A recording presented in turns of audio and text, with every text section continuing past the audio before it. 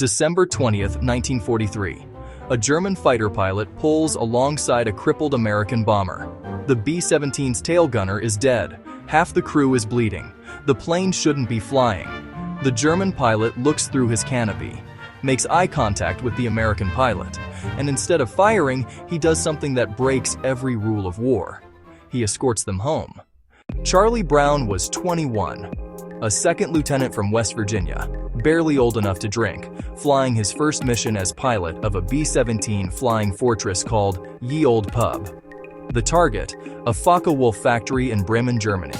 Strategic bombing, high altitude, broad daylight, no fighter escort. The kind of mission that turned boys into statistics. Brown's crew consisted of 10 men.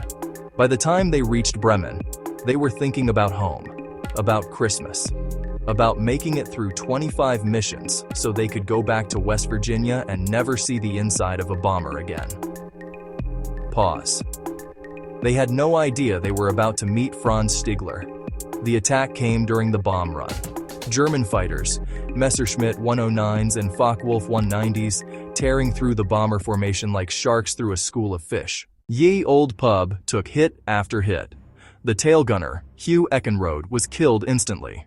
The ball turret gunner, Sam Blackford, was trapped in his tiny sphere beneath the plane, unconscious and bleeding. The bombardier took shrapnel to the shoulder.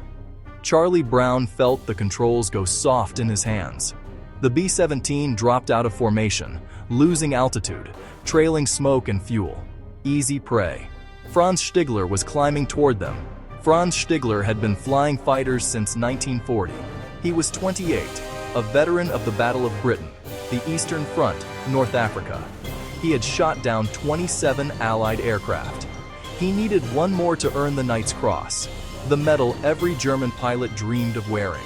When he saw the damaged B-17 limping away from Bremen, alone and defenseless, he knew this was it.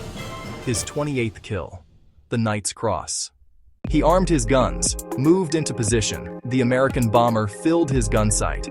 Then he saw the tail gunner's position, empty, blood on the glass. Stigler pulled alongside the B-17, close enough to see inside the cockpit. Charlie Brown was slumped over the controls, blood running down his face from shrapnel wounds. The co-pilot was trying to help him stay conscious. Through the waist windows, Stigler could see more injured crewmen. One man, the ball turret gunner, wasn't moving at all. This wasn't a military target anymore. This was a flying ambulance full of dying boys. Franz Stigler had been taught to shoot down aircraft, not to murder wounded men. His commanding officer, Gustav Rödel, had told him once, "If I ever hear of any of you shooting at a man in a parachute, I'll shoot you myself." The same principle applied here. Instead of attacking, Stigler positioned his Messerschmitt to shield the B-17 from other German fighters. He flew formation with them, a German pilot escorting an American bomber toward the English Channel. German anti-aircraft gunners below saw the two planes and held their fire, assuming the B-17 was a German prize being brought home for intelligence purposes. For 27 minutes, Franz Stigler flew alongside Ye Old Pub. As they approached the North Sea, he pulled close enough to the cockpit to make eye contact with Charlie Brown one more time. He saluted. Then he peeled away and flew back toward Germany, leaving the Americans to limp home across the channel. Charlie Brown made it back to England. Barely. Ye Old Pub had more than 400 holes in her fuselage. The tail section was nearly severed. 3 engines were damaged. It was the kind of battle damage that usually meant 10 body bags. Instead, they had 1 dead and 9 alive. Brown filed his report. He told his commanding officers about the German pilot who had spared them. The response was immediate. Classify it. Don't talk about it.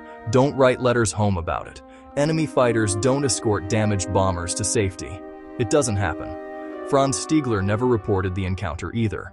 In Nazi Germany, failing to shoot down an enemy bomber was tantamount to treason. The penalty was death. Both men kept the secret for 46 years. In 1989, Charlie Brown began searching for the German pilot who had saved his life. He placed ads in aviation magazines, reached out to Luftwaffe veteran groups. Most people told him he was chasing a ghost. Then he got a letter from Canada. Franz Stigler had emigrated after the war, started a new life. never spoken about what he had done over the North Sea in 1943. "I was the one," the letter said. "I was your German fighter pilot."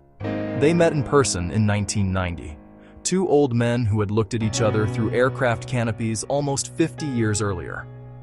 Charlie Brown thanked Franz Stigler for his life. Stigler's response was simple. "I could not have shot at you. It would have been murder." In our next episode, we'll uncover the story of a woman who walked into Nazi headquarters wearing a smile and walked out with the intelligence that changed the course of the war.